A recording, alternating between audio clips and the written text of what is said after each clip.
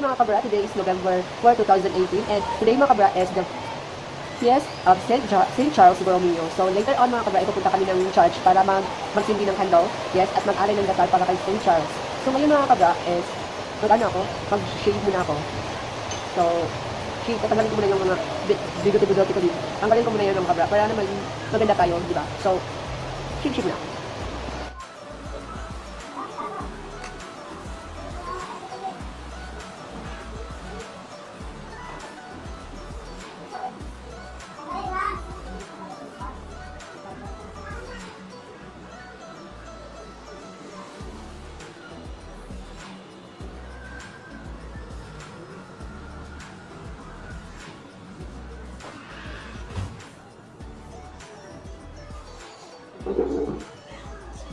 Sip-sip tayo mga bro. Sip-sip tayo kami.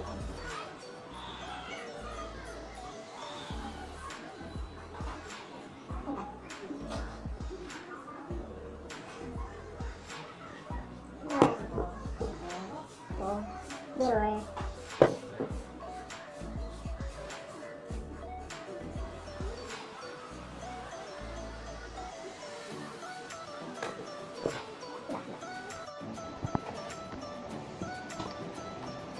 So, ayun na mga kabra. Tapos na akong mag-shave.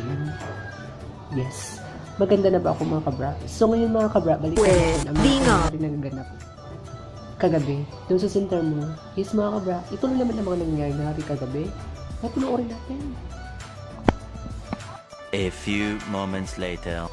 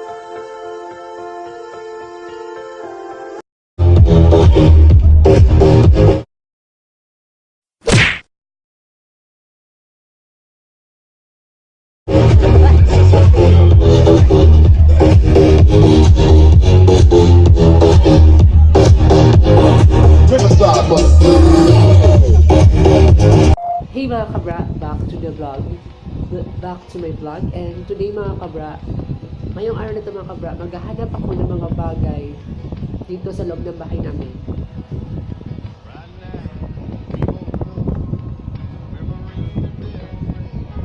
Maghahanap ako ng mga bagay dito sa bahay namin mga kabra, at bibigyan ko yun ng isa-isang hugot para sa inyo mga kabra, kasi ganun ko kayo kalab. So ngayon mga kabra, hahanap ako ng tatlong bagay. So stay tuned. A few moments later. Hey mga kabra, back again to my vlog. At ito na po, mga kabra, ang tatlong bagay na hanap ko dito sa loob ng bahay. So mga kabra, ito na tatlong bagay na nakita ko sa loob ng bahay. Meron tayo itong shaver.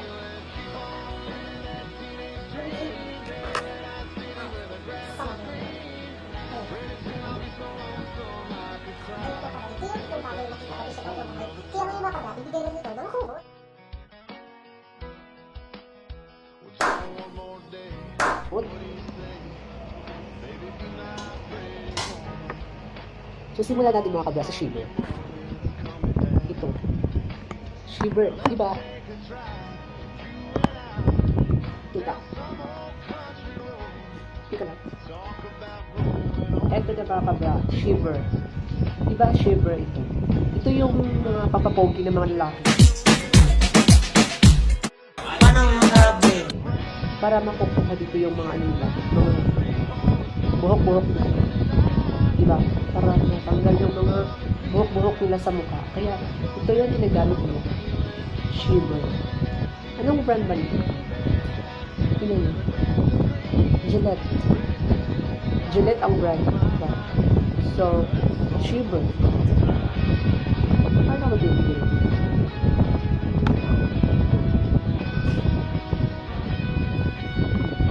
Pangtanggal ng buko. Isa rin naman ang Shiver. Ang gamit mo niya sa style mong bulok. Ulitin natin. Shiver. Shiver. Pangtanggal ng buhok ng mga dito, mga biguti ng mga lalaki. At pang sanabig ang Shiver, magagamit din natin ito. Pangtanggal sa style mong bulok.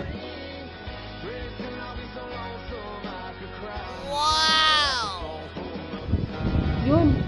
Nag-ulit mo, diba? Pangtanggal kasi ito sa style mong bulok.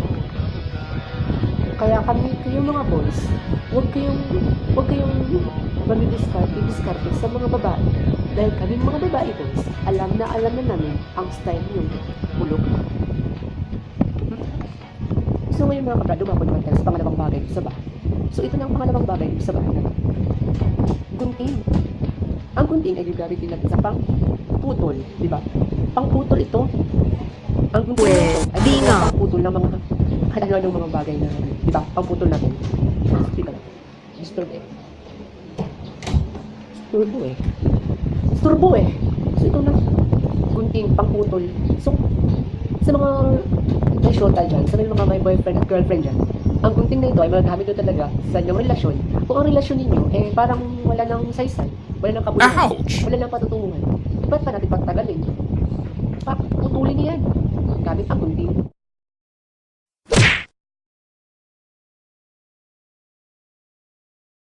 So yun, pupunta naman tayo sa pangatlong bagay. Ito yung salamin. Salamin. Sabihin sa akin, sino ang mas maganda sa amin? Salamin. Ito, ginagamit natin ang salamin na ito. Yan, pwede sa yan. Ito, ginagamit natin ang salamin na ito para magmukha tayong maganda. Or gamit natin sa tingin na iba. Diba? Diba? Sagutin mo ako. Oo, Ray. Tama. Diba? Diba? Pero, bigyan ko ng hugot to. Bigyan ko ng hugot ang mirror na ito. Salamin. Para makita mo naman ang halaga ko sa'yo. Kasi hindi mo naman nakikita ang halaga ko eh. Kung ano.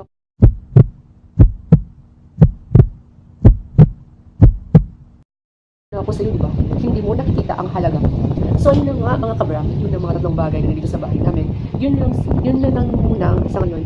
Kasi, mag-vlog pa ako bukas sa Kita Flores Festival dito sa Carlos City. So, ngayon mga kabra, papasalamatan muna natin na mga kasama ko ngayon dito sa bahay. Unang-una na dyan ay ang aming electric fan.